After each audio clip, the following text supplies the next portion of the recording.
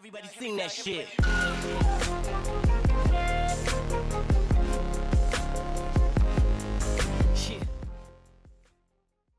반갑습니다.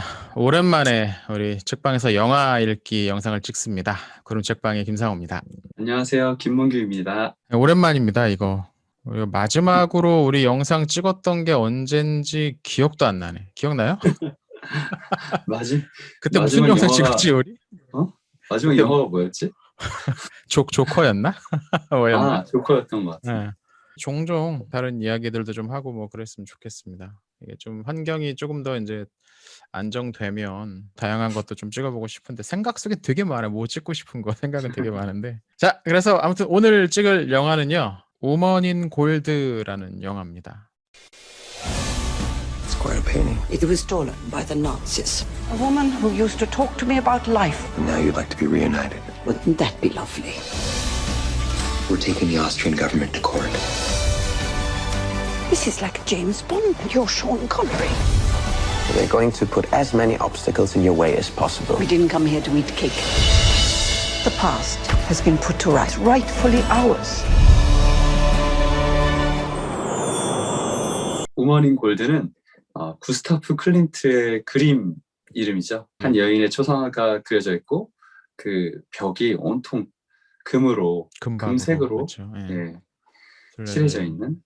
우먼 인 골드라고 이제 알려졌던 이제 그 그림이 그림을 중심으로 벌어지는 일종의 법정 소송과 관련된 드라마입니다. 일단 법정물이고 역사물이고 이런 거 좋아하시는 분들은 보시면서 재밌게 볼 수 있을 만한 그런 영화인 것 같아요. 이 영화의 이제 배경은 20세기 초반입니다. 그래서 그 2차 세계대전이 이제 벌어지고 있는 그런 상황이고요. 독일의 나치가 오스트리아를 점령하는 그런 상황입니다. 그래서 우리 주인공인 마리아는 이 마리아의 집안이 사업에서 꽤 이제 성공해서 오스트리아에 이제 정착한 그런 유대인 가정이었어요. 근데 나치가 들어오면서 이 유대인들에 대한 핍박이 시작이 되죠. 그래서 그 과정에서 가지고 있던 것들도 다 뺏기게 되는데 그 뺏긴 물건 중 하나가 이 마리아의 숙모를 그린 아까 그 그림 우먼 인 골드라는 작품이었다는 거죠. 오랜 시간이 지난 후에 오스트리아 정부에서 과거 나치가 이렇게 강제로 뺏은 물건 원주인에게 돌려주겠습니다라는 프로그램을 하는데 그 프로그램 소식을 듣고 나에게 남겨준 유산으로 남겨준 이 그림을 찾겠다라고 이제 소송을 해가는 그런 이야기입니다. 저 이제 이 영화 보면서 그 우리나라도 비슷한 일들 많이 있었잖아요. 일제도뿐만 아니라 뭐 프랑스니 영국이니 뭐 유럽의 여러 나라 우리나라 문화재들 작품들 많이 이제 강탈해 간 것들 거기에 이제 박물관에 자랑스럽게 전시해 놓고서 돌려달라고 그러면 이거는 불법적으로 가져왔다는 증거가 없으니까 못 돌려준다. 그걸 왜 그 뺏긴 사람이 증명해야 됩니까? 불법적인 건지. 뭐 그런 얘기들이에요. 예. 이 영화가 2015년에 나왔더라고요. 그런데 이 영화를 저는 최근에 김상호 목사님 추천으로 보게 됐고 이 영화를 보면서 계속 생각났던 게 이제 2017년에 우리나라에서 나왔던 I Can Speak라는 영화입니다. I Can 나문희 Speak라는 배우 나왔던. 네. 네, 이제 위안부 피해자인 할머니가 자신의 그 피해 사실을 미국 법정에서 이제 호소하는 내용이 주가 돼서 감동이 컸는데 그 영화가 계속 오버랩 되더라고요. 그래서 이 영화 주인공도 이제 노년의 여성이기도 했고요. 아무것도 할 수 없을 것 같은 한 노년의 여성이 누구도 이길 수 없을 것 같은 거대한 적과 맞서 싸우는 그 이야기의 흐름을 보는 것이 상당히 흥미롭습니다. 이 법정물이 또 그렇잖아요. 이거 이길까 질까 이거 모르겠는데 라는 조마조마한 마음으로 이제 또 보게 되고 법정이 또 여러 가지 일들이 일어나는 곳 아닙니까? 예. 완전 나쁜 놈이 무죄로 풀려나기도 하고 막 그런 일들 벌어지니까. 근데 이 리뷰를 보신 분들은 결론을 알겠네. 예. 아마 근데 이 리뷰를 보고도 영화를 안 보실 거기 때문에 그냥 이 영상만 보셔도 되죠. 뭐. 그럼에도 불구하고 영화를 꼭 보면 좋겠다고 생각이 드는 분들은 역사에 관심 있는 분들 네, 그리고 또 요즘에 자꾸 하는 것마다 잘 안 돼가지고 내가 이거 계속 해야 되나 싶은 분들 이런 분들은 이 영화 한번 보시면 좋을 것 같습니다. 네.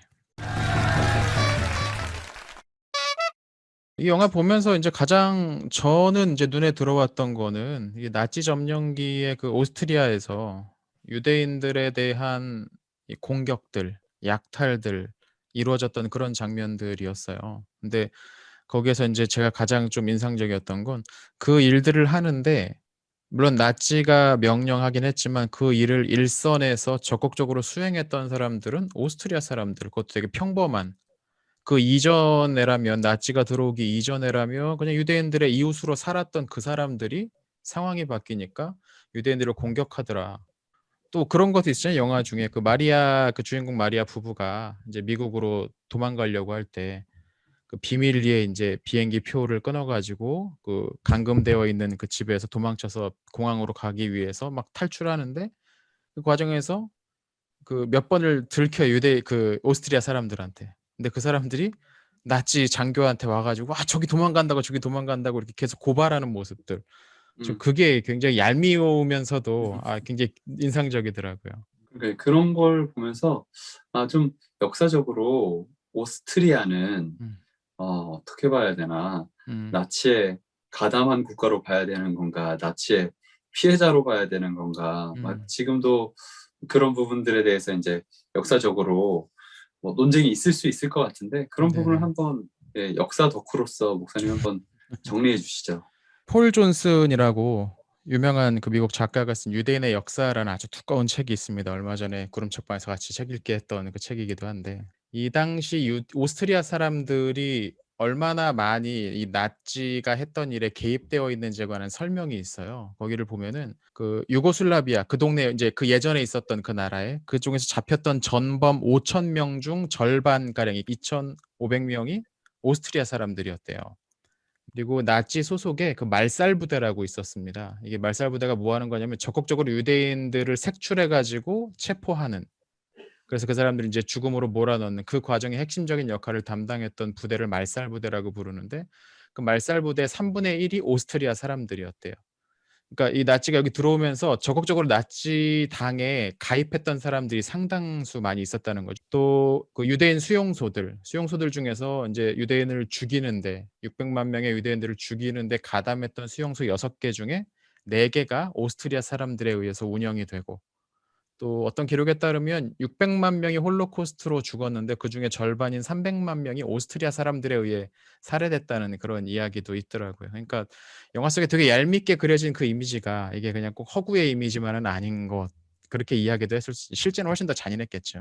그러니까 아무리 나치가 이게 꽉 조여 가지고 어떻게 잡아서 죽이려고 하더라도 이 사람들이 협조하지 않았으면 그렇게까지 효율적으로 사람들을 죽일 수는 없었다는 거죠. 이거 좀 생각해 볼 만한 문제입니다. 저는 역사에 대해서 잘은 알지 못하지만 예를 들어서 일제가 조선을 침략했을 때 반 이상이 다 친일파로 일제에 봉사하고 있다. 그러면 어땠을까?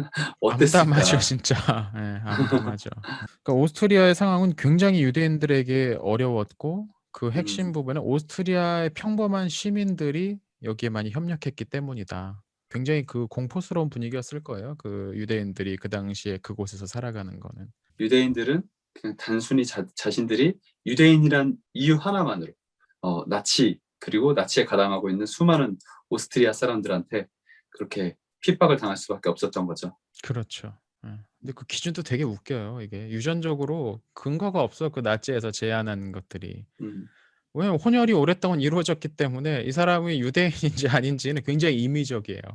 음. 그냥 찍으면 그냥 유대인 되는 그런 느낌이었죠. 근데 이 영화의 인제 배경이 되는 그 사건이 하나가 있는데 그게 뭐냐면 과거 뺏긴 예술품을 원래 주인에게 돌려주겠다는 프로그램. 뭐 그런 걸 시작하는 것 자체는 이제 굉장히 좋았을 텐데 음.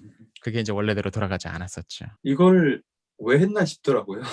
영화를 보면서 아니 저렇게 안 줄 거면 예. 하지나 말지 왜 문화재를 돌려준다고 해서 저 사람들 더 애만 태우고 기대감만 갖게 또 하고. 공무원들 일만 더 주고 안 주지도 않을 거면서 이런 생각이 들더라고요. 그러니까 인제 아마 명분인 거죠. 인제 국제적으로 인제 "우리나라는 이런 것도 했다. 다만 음. 인제 뭐 자료 조사가 부족했고 증거가 없고 뭐 이래서 이건 우리가 계속 갖고 있는 거다."라고. 음. 일본은 그것도 안 하고 있어요 지금. 예. 그쵸. 최근에 이제 램지어 교수의 논문이 음. 뭐 전 세계적으로 큰 논란을 일으켰는데 많이들 그렇게 보고 있죠. 램지어 교수가 일본 미츠비시로부터 혹은 또 일본 정부로부터 어떤 후원을 받았고 지원을 받았고 그걸 통해서 일본의 역사 바로 세우기가 아니라 역사 지우기에 동참하고 있다.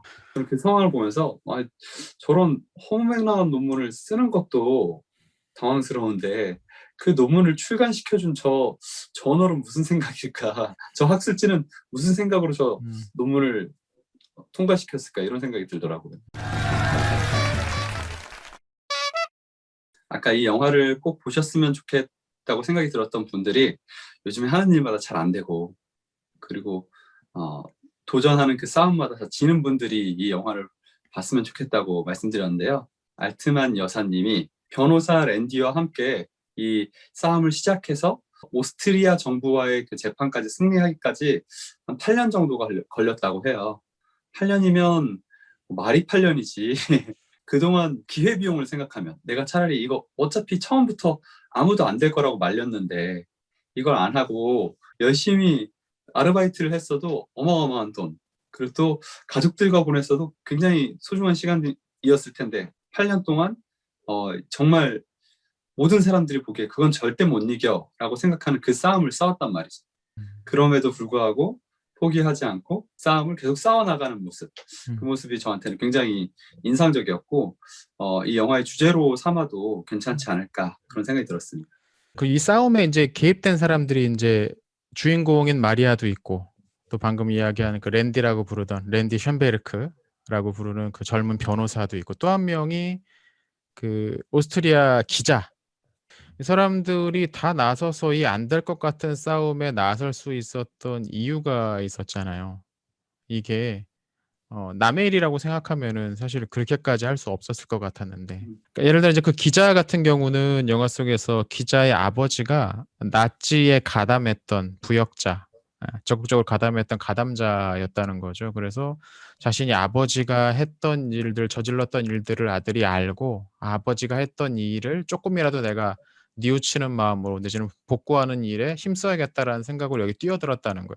그러니까 이 사건이 그 기자한테는 자기 일이었던 거죠. 변호사는 처음 이 재판에 뛰어들게 됐던 게 그 클린트의 그림의 가치를 확인하고 나서 이거 엄청 비싼 그림이구나. 승소하면 그래도 꽤나 떨어지겠다 이런 생각을 하고 재판에 참여했다가 이 알트만 여사로부터 자기 증조 할아버지의 이야기를 듣습니다. 밤늦게 나치로부터 붙잡혀가서 고통당하는 그런 이야기를 들은 다음에 화장실에 가서 오열하죠. 그 오열이 왜 어떤 의미였을까 생각해보면 우리 할아버지가 그런 고통을 당했구나 때문에 우는 걸 수도 있고 거기서 보면은 막 헛구역질 같은 걸 하거든요. 이런 상황인데도 불구하고 있으면서 나는 돈 얼마 챙기려고 여기까지 왔구나를 생각하는 자기 자신에 대한 혐오 때문인지 구역질을 하는 모습. 그렇지만 그 장면을 계기로 이 변호사가 이제 확 바뀌죠. 많은 사람들이 이제 역사가 그냥 과거에 있었던 일, 나랑 상관없는 일 정도로 생각을 하는 것 같아요. 그러니까 역사를 재미없어 하는 건데 근데 사실 이 영화에서 그걸 잘 보여줬다고 저는 생각하는데 이건 그냥 단순히 저기 예전에 있었던 일이 아니고 오늘 나를 형성하는 이야기들이다라는 주제였거든요. 이게 이제 우리가 성경을 공부할 때도 그런 이야기를 많이 해요. 성경이 메타 내러티브다. 그러니까 메타가 거대한 그런 얘기잖아요. 아주 큰 이야기라는 거죠. 근데 그 큰 이야기 안에 오늘 우리가 들어있다는 거, 오늘 우리의 이야기도 거기다 들어있다는 거예요. 우리의 이야기는 그냥 딱 끊어져서 갑자기 우리가 태어난 게 아니고 이 유구한 이 성경 속에 있는 큰 이야기 속에 그 끝자락에 이제 오늘 우리가 있다는 거죠. 그러니까 성경은 남의 이야기가 아니고 옛날 어떤 사람들의 이야기가 아니고 결국 나의 이야기라는 거예요. 그걸 인정할 때, 그것을 깨달을 때 비로소 우리의 신앙이 달라지는 거죠. 그러니까 좀 그런 쪽도 연결시켜 볼 수 있는 것 같아요. 예수님이라고 생각해보면 어떨까 싶어요. 예수님이 2000년 전에 예루살렘에서 죽으신 그 이야기가 온 인류를 위한 것이었나 아니면 2000년 전 이 유대인들을 위한 것이었나. 사실 그게 내 이야기라는 거죠. 예수님이 죽으신 것이 날 위한 것이었다는 것을 한 번 믿을 뿐만 아니라 평생 인식하고 살아가는 것, 이게 이제 그리스도인의 삶이잖아요. 그런데 예수님이 죽으신 그게 남의 일 혹은 옛날 이야기가 되는 순간 이름만 그리스도인으로 살게 되는 것이 아닌가. 이제 그 이야기를 알면 우리 혼자 싸우는 게 아니라는 것도 인식할 수 있는 것 같아요. 이 싸움은 오래전부터 여러 사람들이 참여해 왔고 힘겹게 이 싸움을 계속해서 미뤄왔고 우리도 그 스크럼 안에 들어가 있다는 거죠. 이거 '나 혼자 싸우고 있는 거 아니야.'라는 생각이 들 때 이 거대한 이야기를 떠올리면 '아니구나. 나 혼자 싸우는 게 아니구나. 나랑 같이 있구나.' 이게 히브리서에 나오는 구름과 같이 허다한 증인들 아니겠어요? 예.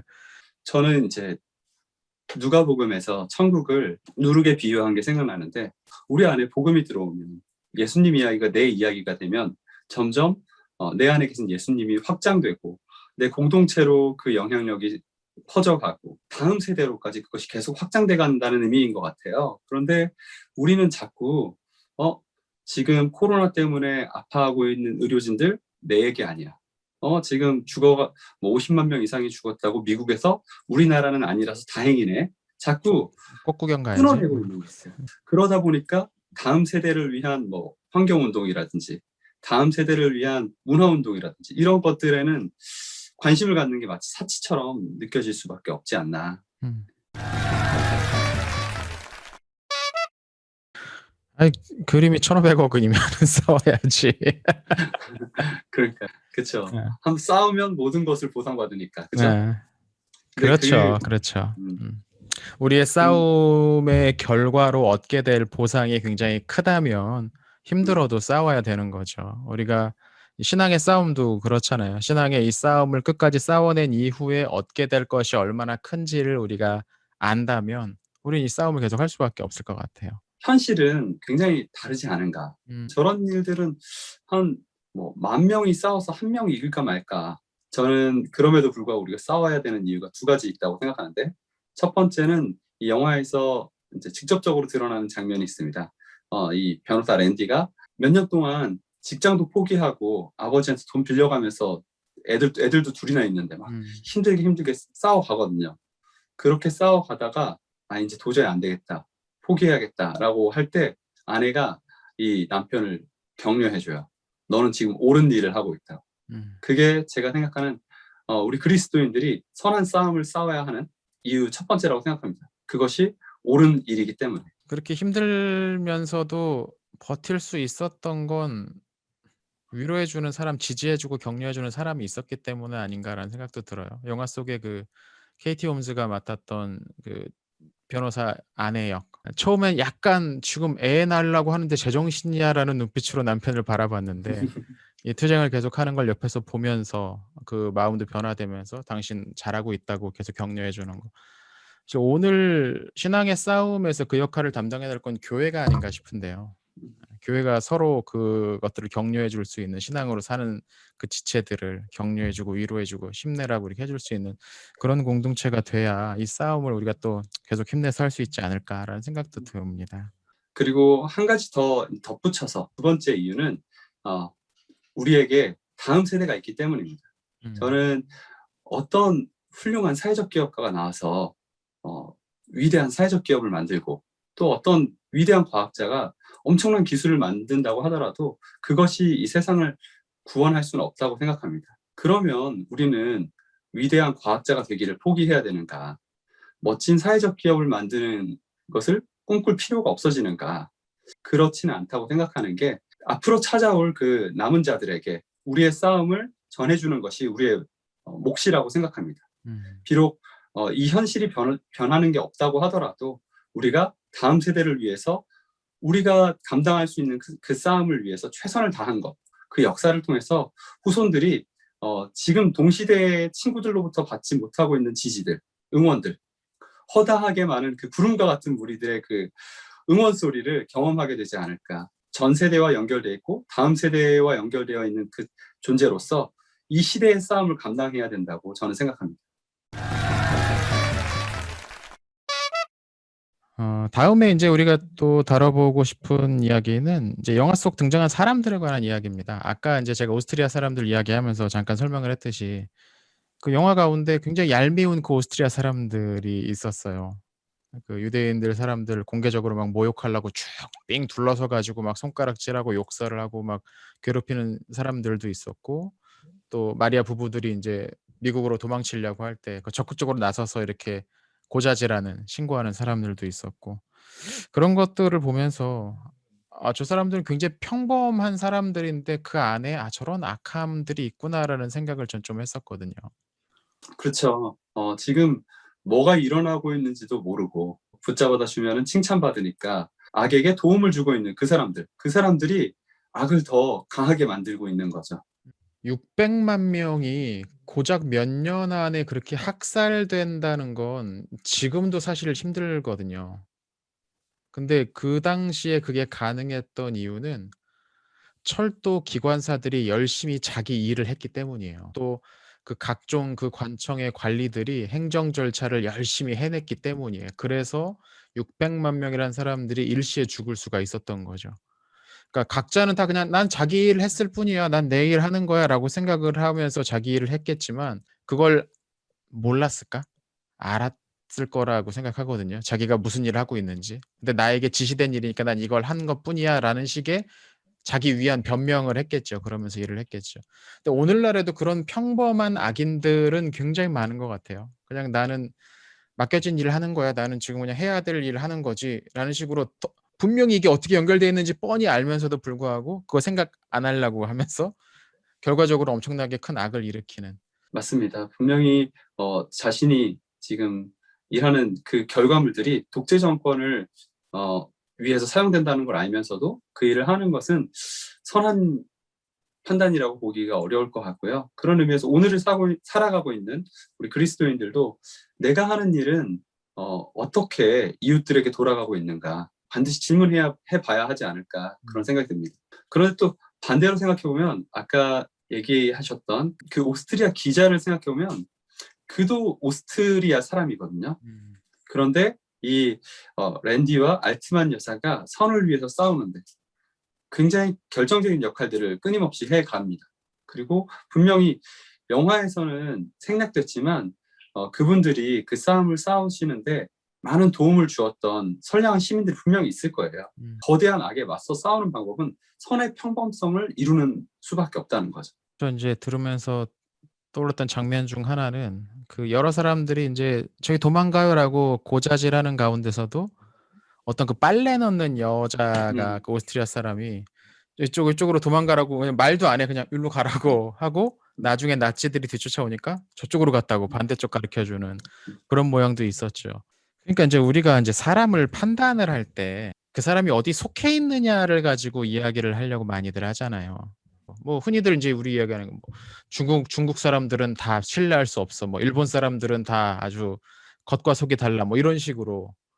그러니까 어떤 조직이나 뭐 지역에 어떤 지역에 속해 있다. 또는 어떤 성별이나 뭐 민족 뭐 어떤 내지는 종교 신앙을 갖고 있다. 그러니까 이런 집단으로서 어떤 사람을 이제 너무 쉽게 이렇게 공격하거나 혐오하거나 이런 모양들은 확실히 인제 주의를 해야 될 것 같아요. 그리스도인들이 자주 하는 실수는 다른 종교를 갖고 있는 사람들을 너무 쉽게 비하하거나 이런 부분들이 조금 그리스도인의 그 온유함이나 아니면 겸손함을 나타내는데 큰 걸림돌이 되는 것 같고요. 생각해 보면 한 사람의 일면만 가지고 전부를 하려고 하는 것은 정죄고 하나님이 기뻐하시지 않는 음. 것이다라는 이야기를 한 번 더 되새겨 볼 필요가 있을 것 같습니다. 네. 그러니까 이 주제와 관련해서 저는 정체성 정치라는 단어가 좀 떠올랐거든요. 이게 인제 포스트 모더니즘에서 나오는 모든 사람은 그가 속해 있는 어떤 집단 그룹으로서 표현된다라는 거예요. 그러니까 흔히 이야기하는 '아 저 사람은 남자니까 그렇게 생각하겠지.' 뭐 '저 사람은 여자니까 그렇게 생각하겠지.' 저 이런 논리 되게 싫어하거든요.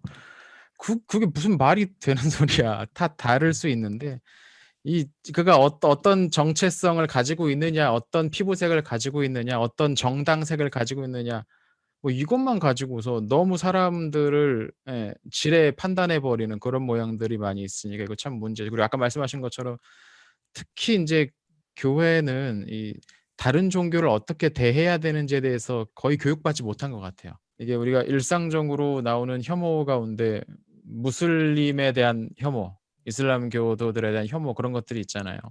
저 사람들은 다 테러리스트다 뭐 이런 식의 사고들. 그러니까 그 사람들 난민으로 받아주면 우리나라를 뭐 어떻게 뒤집어 놓으려고 한다 뭐 이런 식의 사고들을 그리스도인을 자칭하는 사람들이 아무렇지도 않게 내뱉는 모습들을 보면서 굉장히 실망스럽거든요. 우리가 여태까지 만났던 100명의 일본인이 다 이중인격자라고 하더라도 101번째 일본인은 편견 없이 대하는 것, 그리고 갖고 있던 그 사전적 지식은 배려를 위해서만 활용하는 것, 이런 지혜가 좀 필요하지 않을까 그런 생각이 듭니다. 명언이네.